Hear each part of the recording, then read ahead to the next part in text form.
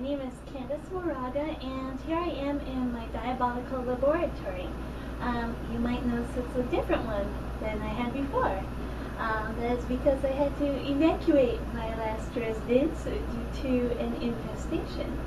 Today I'm going to be determining which of my metals here are more reactive than the other ones. And in order to do so, I'm going to be putting droplets of sodium sulfate, magnesium sulfate, zinc nitrate, iron chloride, and copper sulfate into these wells here. I'm also going to be adding magnesium, zinc, and lead, as well as iron to these solutions. First, the magnesium into the sodium sulfate, the zinc into the magnesium sulfate, lead will go into the zinc nitrate and the iron chloride, and then the iron will be placed into the copper sulfate. Now, from those reactions, according to the lab materials, I won't be able to determine whether zinc is more reactive than lead or if lead is more reactive than zinc. So I'm going to additionally make up an extra well with the zinc nitrate and add to it a little lead piece to see if which one's more reactive.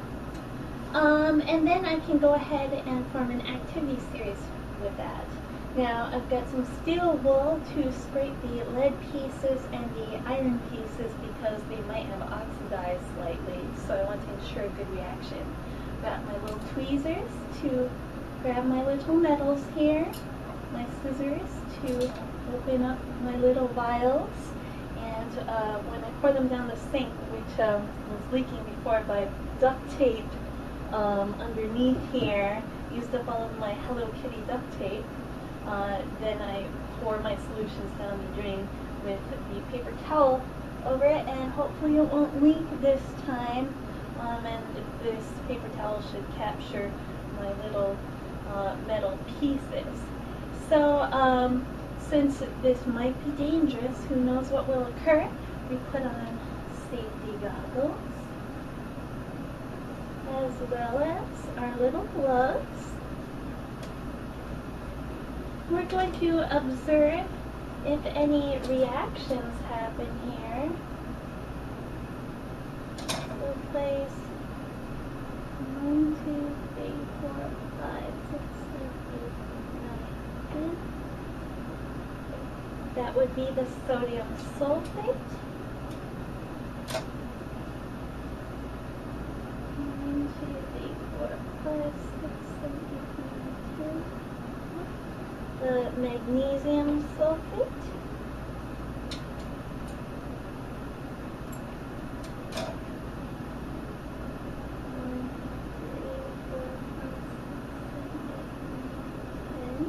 Of the zinc nitrate.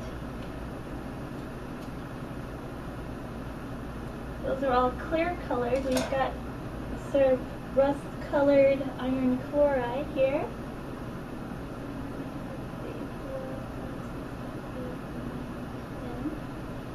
Sort of bubbles a little when it hits that. And we've got a blue looking copper sulfate.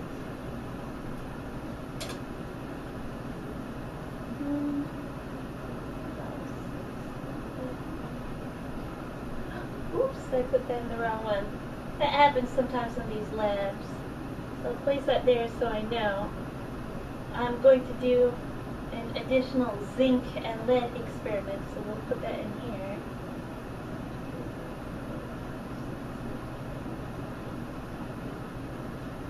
Okay, so let's test out our magnesium first. We're going to even need the tweezers to open this.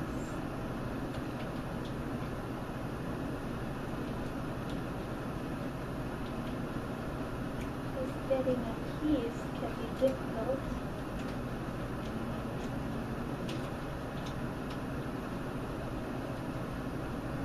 Okay, so we're putting the magnesium into the sodium sulfate. I don't see anything interesting happens. Let's see if anything cool happens afterwards. Maybe I should turn that fan off over there. Hang on a second.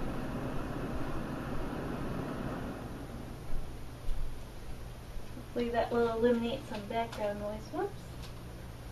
Now I've got my zinc. Oops. Now just the diabolical nature of a lab experiment, runaway materials. Set one of those aside for other experiments. Okay, so the zinc is going into the magnesium sulfate. I don't see anything too interesting happening there. Let's put some. Now for our lead. Let's get this open with these gloves. Trying to get this open.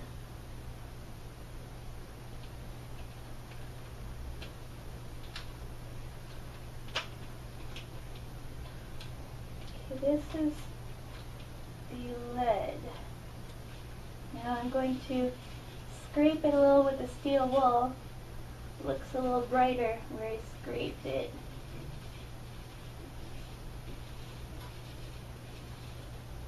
Oops. Definitely must have oxidized. Okay, I'm going to put the lead into the zinc nitrate. And then I'm putting the lead also into the iron chloride.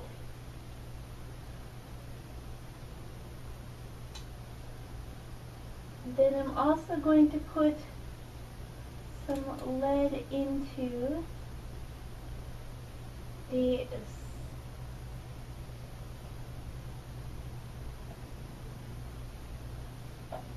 lead and zinc. Right.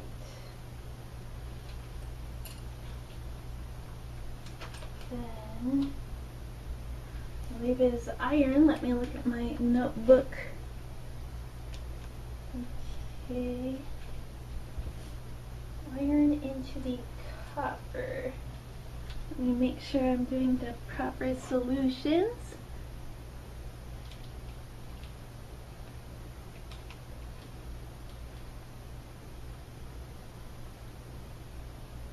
Lead into the zinc nitrate, lead into the iron chloride.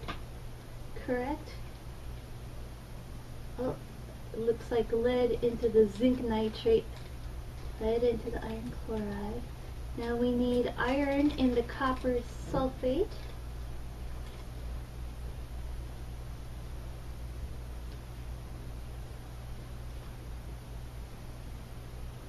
And we need to find out if iron is also more reactive than the zinc. So, iron into the copper sulfate. And here's another iron piece here, which, remember, I additionally put some zinc nitrate into this well. Now I'm going to let these sit and check on them a little later and determine if there are any cool reactions that happen. Sometimes they take a little bit of time. So I'll come back to observe a reaction later. Well, hopefully you enjoyed watching me start off my little experiment here. So far nothing has exploded, but I might develop some little reactions on some of the pieces of metal. And I will submit those to you in my lab report. Peace out. As you can see, a really cool orange color appeared on this iron nail when mixed with the copper sulfate.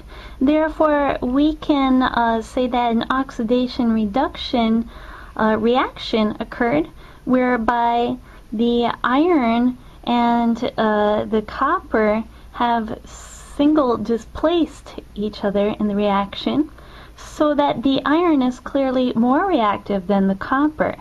However, with my other nail, nothing cool happens, so it appears that the zinc in the zinc sulfate is more reactive than the iron.